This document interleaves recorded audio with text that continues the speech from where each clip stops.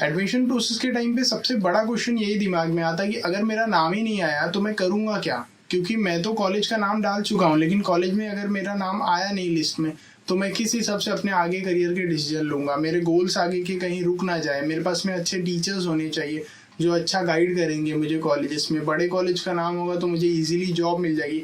ऐसे बहुत सारे सवाल जो उस टाइम पे दिमाग में कंटिन्यूस घूमते रहते हैं। और ये सिर्फ तुम्हारे साथ में नहीं, ये मेरे साथ में भी हुआ था। जब 12 साल पहले मैंने भी इस एडमिशन प्रोसीजर के थ्रू था, जब 11-12 के बारे में मैं सोच रहा था।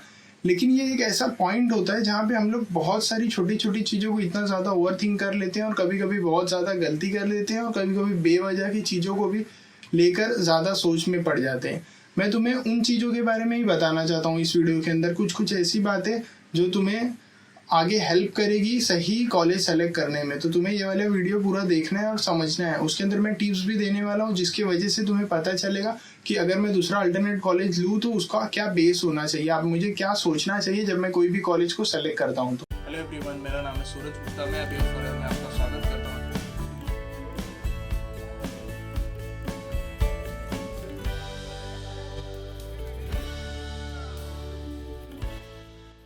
सबसे पहला मैं ये पॉइंट हाईलाइट करता हूँ कि ये चीज़ें स्टार्ट कहाँ से हुई। क्योंकि जब मुझे कोई कॉलेज नहीं लगता है तो उसका रीज़न सबसे बड़ा ये होता है क्योंकि मैं अगर 70% अभी अचीव किया हूँ और मैं किसी उस कॉलेज का नाम डालता हूँ जिसका कट ऑफ 75% था या 80% था, तो मेरे चांसेस वहाँ पे ही मिनिमाइज हो जाते हैं।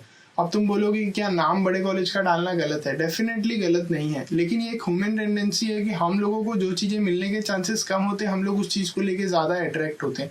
और वो सभी करते हैं। मेरे टाइम पे मैंने भी किया था, आपने भी हो सकता है पॉसिबली ऐसे कॉलेजेस का नाम डाला होगा क्योंकि उसके लिए आपको किसी ने बोला होगा अरे उस कॉलेज का नाम डाल देना, अगर लिस्ट खाली रही कोई ना कोई सीट्स तो तुझे मिल जाएगी।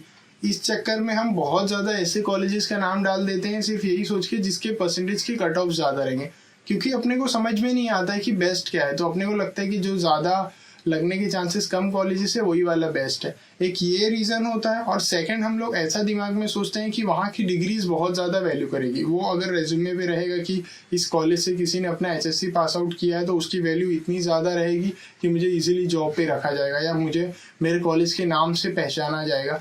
ऐसे कुछ कुछ दिमाग में बातें होती है जो कि कॉलेजेस को लेकर र्यूमर्स ज़्यादा फैले जाते हैं। बट लेकिन मैं आपको बेसिक सा बोलूँ, जब अपने 10th में आपने रिपोर्ट कार्ड देखे होंगे या सर्टिफिकेट देखे होंगे तो वहाँ पे आपके स्टेट का नाम आता है। अगर आप महाराष्ट्र से हो, मुंबई से हो, तो आपका नाम आएगा मतलब ऊपर स्टेट का Maharashtra state board of technical education. अगर आप किसी दूसरे स्टेट से हो तो वहाँ के स्टेट का नाम आएगा। तो इसका मतलब क्लियर है कि आप अगर SSC में हो तो आपके स्टेट का नाम फिर भी वहाँ पे ऊपर रिफ्लेक्ट होगा, और अगर आप HSC में हो तो भी आपके स्टेट का ही नाम आएगा। मतलब आपके कॉलेज का, स्कूल का नाम नहीं आता है, वहाँ पे सिर्फ एक कोड आता है। तो आपके दिमाग में ये बात आपको डालनी है कि जो सर्टिफिकेट है, जो रिपोर्ट कार्ड मुझे मिलेगा उसके ऊपर कॉलेज का नाम होगा ही नहीं, मुझे इतना ज्यादा सोचने की जरूरत नहीं है। हाँ, बट ये एडिशनल कुछ चीजें हैं कि एक अच्छे कॉलेज में होने का या ज्यादा बड़े कॉलेज में होने का कुछ बहुत ही माइनर फायदे भी होते हैं। मैं ऐसा नहीं बोलूंगा बहुत ज्यादा मेजर फायदे थे, कुछ कुछ माइनर फायदे होते हैं। लेकिन ठीक है, अभी अपने करियर पे अपने को आगे बढ़ना है, उन चीजों को पीछे मुड़ के नहीं देखना है जहाँ पे लगने के चांसेस कम है, या उन चीजों को लेके ज्यादा एफर्ट करूँ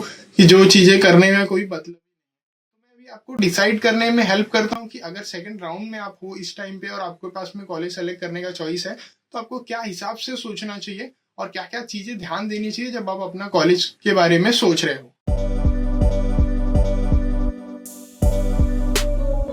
एक ऐसा कॉलेज लो जहाँ पे तुम्हारी एनर्जी और टाइम दोनों बचे।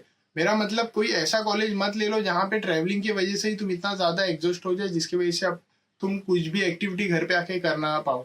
क्योंकि तुम्हें बाद में बहुत पता चलेगा जब तुम 12th के बाद में बैचलर्स वगैरह करने लग जाओगे या ग्रेजुएट हो जाओगे, तब तुम्हें पता चलेगा कि मेरे लाइफ का कितना प्रेस्टिजियस टाइम था जो मेरा 11th-12th स्टैंडर्ड का था। क्योंकि इस टाइम पे तुम बहुत सारी चीजें एक्सप्लोर कर सकते हो, सीख सकते हो।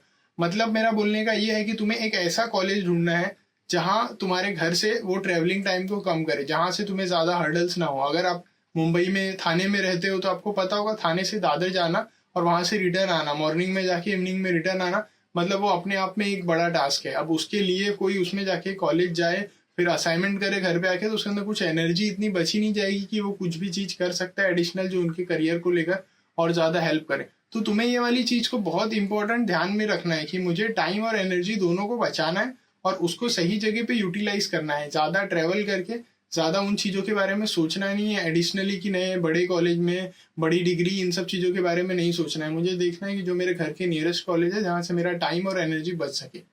और सेकंड पॉइंट ये है कि तुम्हें रेफरेंस लेना है किसी अपने रिलेटिव का, फ्रेंड का, या फिर तुम्हारे किसी प्रीवियस बैचमेट का। तुम अगर किसी भी अपने स्कूल कॉलेज टीचर से पूछोगे कि सर इस बैच का किसी आप जानते हो स्टूडेंट जो इस कॉलेज से पढ़ा हुआ है, ये मेरे नियरेस्ट में है, मुझे इसका थोड़ा फीडबैक चाहिए था, मुझे यहाँ पे एडमिशन लेना है, तो डेफिनेटली वो आपको गाइड करेंगे, या तो एटलीस्ट वो आपको बताएंगे कि तुम यहाँ जाके देख लो या यहाँ जाके बात कर लो, वहाँ पे कोई ना कोई गया होगा, तो तुम उससे जाके मिलो, जो पर्सन वो जगह से कंप्लीट किया रहेगा, और उससे थोड़ी सी बेसिक सी चीजें पूछ लो कि वहाँ के स्टाफ कैसे हैं, वो कॉलेजेस में बाकी चीजें कैसी एक्टिविटीज होती है। तो ये बेसिक इन्फॉर्मेशन तुम ले लो और उसके बाद में डेफिनेटली कॉलेज का नाम उस अकॉर्डिंगली भर लो।